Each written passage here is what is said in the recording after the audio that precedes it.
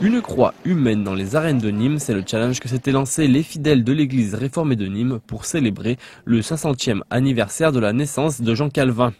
C'est un expert géomètre qui a tracé sur le sable des arènes le dessin de la croix huguenote. Un choix symbolique pour cette croix en particulier puisqu'elle aurait été créée à Nîmes en 1688 par un orfèvre du nom de Mestre. Proche de la croix de Malte et de la croix de l'ordre du Saint-Esprit, elle est aujourd'hui présente sur la nouvelle version du logo de l'église réformée de France. Et nous avions envie de donner un caractère un peu ludique, un peu plus moderne, disons, parce que Calvin a toujours l'image de quelqu'un d'assez austère.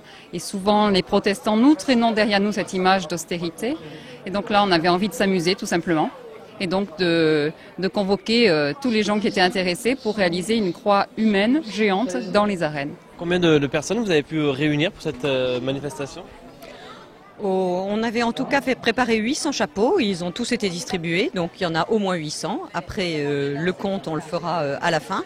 Et ce que je voulais dire aussi, c'est qu'il n'y a pas que des protestants, c'est ouvert à tous et visiblement la population est tout à fait diverse.